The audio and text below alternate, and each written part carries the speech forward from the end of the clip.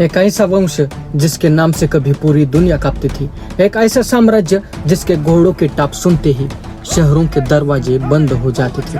लेकिन उसी खानदान का एक राजा ऐसा भी हुआ जिसने अपनी सबसे बड़ी जीत तलवार से नहीं बल्कि बुद्ध के धम्म से हासिल की। उसका नाम था अल्तान खान।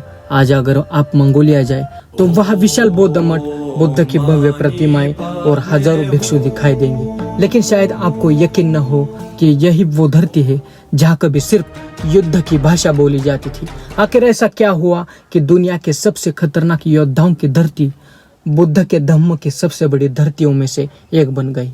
सबसे पहले एक गलतफहमी दूर कर लेते हैं। खान कोई उपनाम नहीं है, ये तुर्क और मंगल शासकों की एक प्राचीन शाही उपाधि थी जिसका अर्थ होता है सर्वोच्च शासक। इसलिए चंगेज खान, कुबलई खान और अल्तान खान के नाम में आने वाला खान मंगोल परंपरा का हिस्सा है, किसी धर्म का नहीं। अब चलते हैं 16वीं शताब्दी के मंगोलिया में।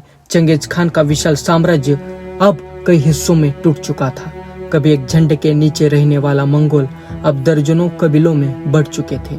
हर कबीले का अपना सरदार था, अपनी सेना थी और अपना गौरव था। लेकिन इन्हीं कबीलों के बीच एक ऐसा योद्धा उभर आया था जो सिर्फ युद्ध जीतना नहीं बल्कि पूरे मंगोल समाज को फिर से एक करना चाहता था। उसका नाम था अल्तान खान। उस समय का मंगोलिया किसी महल या राजधानी से नहीं बल्कि खुले आसमान से पहचाना जाता था।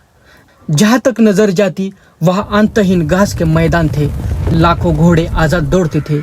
लोगों के घर पत्थर या ईंट के नहीं होते थे बल्कि गोलाकार चलायन तंबू होते थे जिन्हें गेर या यर्ट कहा जाता था।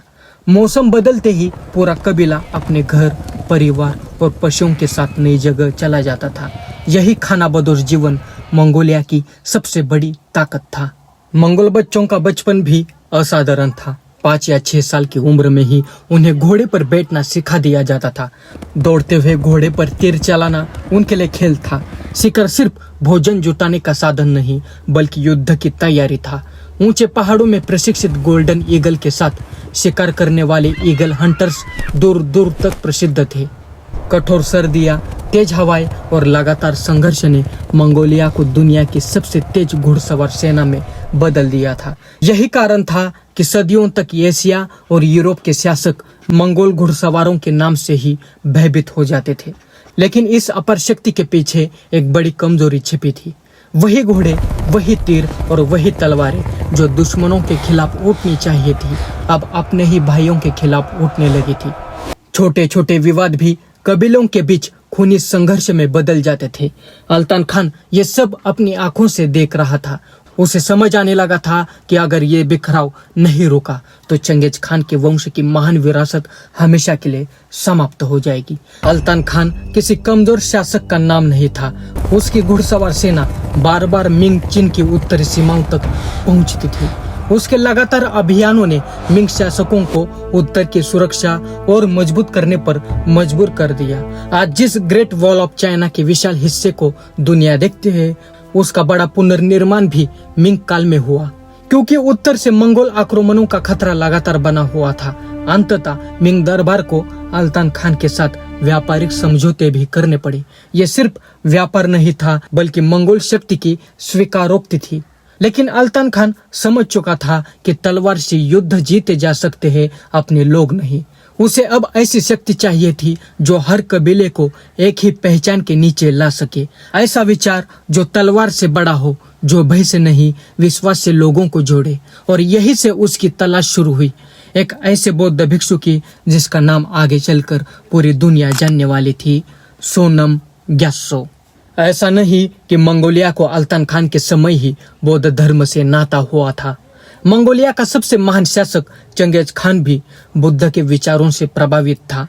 बाद उसके पुत्र गोडान ने तिब्बत के महान आचार्य शाक्य पंडित को अपने दरबार में बुलाया था। बाद में कुबलई खान ने इस संबंध को और मजबूत किया था। उसने तिब्बती गुरु फकपा लामा को अपना आध्यात्मिक गुरु बनाया और बौद्ध धर्म को राजकीय संरक्षण दिया था। मठ बने, विद्वानों को सम्मान मिला और पहली बार मंगोल साम्राज्य के सर्वोच्च सिंहासन पर बुद्ध के धम्म का प्रभाव दिखाई देने लगा। बाद में कबीलाई संघर्ष लौट आए और बौद्ध धर्म का प्रभाव भी पहले जैसा नहीं रहा। फिर भी तिब्बत में बुद्ध का धम्म लगातार विकसित हो रहा था। वहाँ के विशाल मठ केवल पूजा के स्थान नहीं थे, बल्कि शिक्षा, दर्शन, चिकित्सा और संस्कृति के महान विश्वविद्यालय बन चुके थे। सुबह शाम गूंजते मंत्र, हाथ से लिखे पेचा ग्रंथ, रंगे बिरंगे प्रार्थना ध्वज और अनुशासित भिक्षुओं का जीवन दूर दूर तक प्रसिद्ध था। अल्तान खान ने जब तिब्बत की इस व्यवस्था के बारे में सुना तो उसके मन में एक सवाल उठा, अगर बुद्ध का धम्म तिब्बत जैसे समाज को एकजुट रख सकता है तो क्या यही विचार बिखरे हुए मंगोल कबीलों को भी एक कर सकता है? यही सवाल धीरे धीरे उसके जीवन का सबसे बड़ा लक्ष्य बन गया। उसने फैसला किया कि वो तिब्बत के सबसे सम्मानित बौद्ध गुरु सोनम ग्यात्सो को मंगोलिया बुलाएगा। उसे शायद अंदाजा भी नहीं था कि उसका ये एक निर्णय आने वाली कई सदियों तक मंगोलिया की पहचान बदल देगा। सन 1578 आखिर वो ऐतिहासिक दिन आ ही गया। मंगोलिया की विशाल घास भूमि पर बने शाही गेर में इतिहास की सबसे महत्वपूर्ण मुलाकातों में से एक होने वाली थी। एक तरफ बैठा था एशिया का सबसे शक्तिशाली मंगोल शासक अल्तान खान, दूसरी तरफ थे तिब्बत के महान बौद्ध गुरु सोनम ग्यात्सो। एक के पास हजारों घुड़सवारों की शक्ति थी, दूसरे के पास हजारों वर्षों का ज्ञान। आने वाले कई दिनों तक दोनों के बीच धर्म, राजनीति, समाज और भविष्य पर गहरी चर्चा होती रही। उसी शाही तंबू के बाहर हजारों सैनिक पहरा दे रहे थे, लेकिन अंदर तलवारों की नहीं, विचारों की सबसे बड़ी लड़ाई लड़ी जा रही थी। और यही से इतिहास ने करवट लेनी शुरू कर दी। कई दिनों तक चली इन चर्चाओं के बाद अल्तान खान इस निष्कर्ष पर पहुंच चुका था कि अगर मंगोलिया को फिर से महान बनाना है तो उन्हें सिर्फ एक शक्तिशाली शासक नहीं, बल्कि एक साझा आध्यात्मिक पहचान भी चाहिए होगी। तभी उस ऐतिहासिक सभा में उसने सोनम ग्यात्सो को दलाई की उपाधि प्रदान की। मंगोल भाषा में दलाई का अर्थ होता है महासागर, यानी ऐसा ज्ञान जिसकी कोई सीमा न हो। यही से दलाई लामा की उपाधि इतिहास में अमर हो गई। लेकिन एक रोचक तथ्य यह है कि सोनम ग्यात्सो पहले दलाई लामा नहीं थे। उनसे पहले भी इसी परंपरा के 2 महान गुरु हो चुके थे। बाद में सम्मान पूर्वक उसी उपाधि को उनके लिए भी मान्यता दी गई और इस प्रकार वे प्रथम और द्वितीय दलाई लामा कहलाए, जबकि सोनम ग्यात्सो इतिहास में तृतीय दलाई लामा के रूप में प्रसिद्ध हुए। अल्तान खान का उद्देश्य केवल उपाधि देना नहीं था। उसके बाद उसने पूरे मंगोल समाज में बौद्ध धर्म को संरक्षण देना शुरू किया। तिब्बत से विद्वान भिक्षुओं को आमंत्रित किया गया, नए मठों की स्थापना हुई, बौद्ध ग्रंथों का अध्ययन बढ़ा। धीरे धीरे अनेक मंगोल सरदारों ने भी बुद्ध के धम्म को अपनाना शुरू किया। जहाँ कभी शक्ति का अर्थ केवल युद्ध माना जाता था, वही अब करुणा, अनुशासन और नैतिक जीवन की बातें भी सम्मान पाने लगी। इतिहासकारों के अनुसार कई स्थानों पर पुरानी हिंसक और रक्त बलि जैसी प्रथाओं को हतोत्साहित यानी बंद किया गया और उनकी जगह बौद्ध नैतिक शिक्षाओं को बढ़ावा मिला। यह परिवर्तन एक दिन में नहीं हुआ, लेकिन इसकी शुरुआत अल्तान खान के शासनकाल में ही हो चुकी थी। अल्तान खान स्वयं इस परिवर्तन का अंत नहीं देख सके।